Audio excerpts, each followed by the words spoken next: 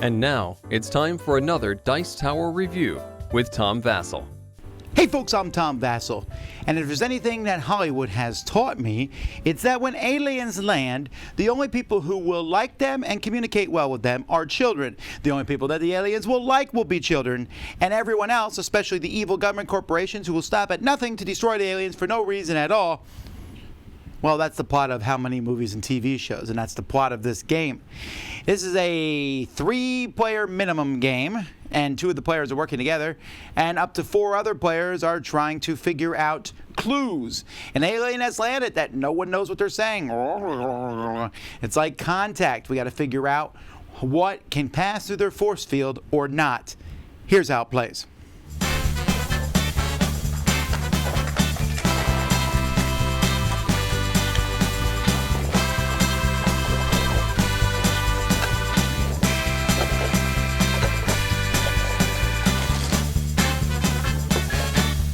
In this game, one person's always going to be the kid, one person's going to be the alien visitor, and 1 to 4 players are going to be the bad guys, the NSA, the CIA, FBI, or the DOE, because the Department of Energy is always after the aliens. Anyhow, these people are playing on their own, but they're all trying to figure out what the aliens' rule is. So the alien's going to have a rule. You can use one of the cards that comes with the game, things that fit inside a car or a TV, things that existed before 1800, things with strings. You can make up any rule you want, though, things that can be eaten on a hot dog bun. And you're going to be using these cards, the aliens going to be using these cards, because there's no communication in this game other than basically you're going to be given these cards as the game goes by, and you're going to have to say if it meets the rule or doesn't meet the rule. Doesn't meet the rule, meets the rule. That's what it is. And everybody, including the kid and the other people, are trying to figure out what exactly that rule is. In fact, you don't even need to know what the rule is. You just need to kind of go through a test that you can kind of prove that you think you know what the rule is. The kid has a trust board in which you'll be keeping a track here, and this basically shows how many cards the kid will draw. And as time goes by, once you get up to level 2, the kid can prove the pass rule, which is how you win the game. And then after you get to a certain level of trust, the card for the visitor can give it face down so only the kid can seize it. The kid puts a card face down. Essentially, the more the trust moves up, and this is essentially the kid getting clues right over the course of the game, the more cards that they can have and draw, and the more secret information the kid and the alien can give to each other. The game is all about proving the pass rule. Will these things work or not? So most of the time on a player's turn, they're going to be giving these cards to the alien, trying to get them through. So maybe my rule is as simple as it's something that's at my house, which in this case would be for the 5. I don't have a waterfall at my house. And so they're going to be doing that.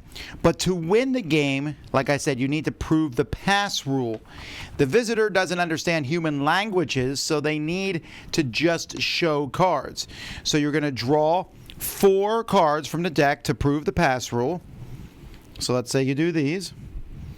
And then the person who's trying to prove the pass rule is basically going to say these get through your shield and these are repelled. Meanwhile, the visitor is going to, behind a shield, correctly mark which ones will be passed and repelled. If the proving player is an agent, the kid is going to get extra. They'll win the game. Only that agent, and the kid and the visitor will win the game if it happens to them. If it's a failure, though, then the kid gets extra trust if it's one of the agents, or you just keep going. And that's essentially the whole game.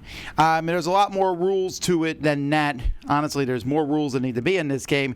But it's all about taking these objects and seeing if they meet the rule. Made of living material. Well, does beer meet that? And that's something we're going to talk about in a second as to whether these cards meet the rules or not. I'm a big fan of the art on the cover. I think it looks really cool.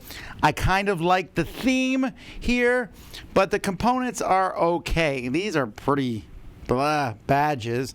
The board here, this is something I really dislike about this game a lot. The game is essentially about seeing if you can get cards through a shield or not. I don't know where the shield is. The rules don't ever really go through it. From what I can tell, things that go through the shield go here, and things that don't go off the board somewhere in weird spots. Why not just have a board that shows where everything goes? Why is there this weird, ambiguous 8 spaces here, which aren't really mentioned? And then a shield, which falls over really easily. And even the artwork on the cards themselves is not really very good. It's very, very mundane and stuff. And I get that they don't want to clutter it up too much, but at the end of the day, I don't even think it's that great of art either. And the rule books are bad. The rule book does not explain things very well. It makes it look way more complicated than the game is. Yeah, other than the cover, I'm just not a fan of the components. When I first went over the ideas of this game, I was pretty happy with it. This reminds me of a game we used to play as a kid, and even as an adult in school I played this game. Like, what is a... Oh, I don't remember what it was. Like, what's a frizzle? No, it's a school bus driver. What's a hoodle? Who cares? It doesn't matter. The point is you would make up a rule, and then people would say, is it Sally? Is Sally a fruital? No, yes, Sally's a fruital, but Bob is not. Bobby's a fruital, but Ken is not. Kenny is a fruital, but Susan is not. Like, oh, a fruital, someone with double letters in their name. Yeah, and that's what this is. You're trying to figure out this. Now, this game has already been done very, very well in a game called Zendo. Zendo is a game in which you have a logical rule and people are trying to guess what it is. That game does it in a very clean, wonderful way. That's the problem with Visitor and Blackwood Grove. It's not done in a clean way. You've already seen the rule book and everything, and it's this convoluted mess, when in reality the game is literally just, does this work, yes or no? That's unfortunate, and that's one strike against the game. The other strike against the game is that it's very ambiguous. So I'll think up a rule and I'll go living, or what have you, and then someone will show a tree, and someone will show, a steak, and I'll go, well, the steak is dead, apparently. The egg, is the egg living or not, and that one is maybe a little bit easier, but there were rules I would make up in my head, and then I would come up and go, oh, I don't know how that fits in or not.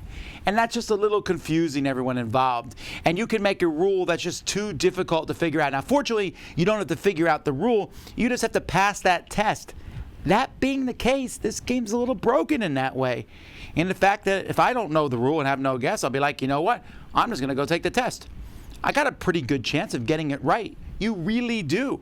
There's only so many combinations that you can make, yes or no's. You have a decent chance of getting it right. And if you're like, see, one thing that's off, you go, okay, well, I'm going to assume that's off, your chances go up. And then the whole cooperative thing doesn't work. I know why it's there thematically, but why is it there in person? The alien wants the kid to get it right, but they can't really give him a whole lot of clues that no one else has. It's just messy. This is a messy game. I like the idea of it. The theming is fine. But the theme here is getting in the way of a simple logic game, which, again, there are other things that do this better, and I'd rather just play the game with the cards and take out all this other stuff. Just take the deck of cards and go, I got a rule. These meet it, these don't. Then you take a card. Does this meet it? Nope. Does this meet it? Nope. At some point someone says, I know the rule. That's the game. Visitor in Blackwood Grove unnecessarily complicates that to the point where I just don't think it's fun. I'm Tom Vasel. You've been watching The Dice Tower. We'll see you next time. Dice Tower Judgment, cool idea, bad execution.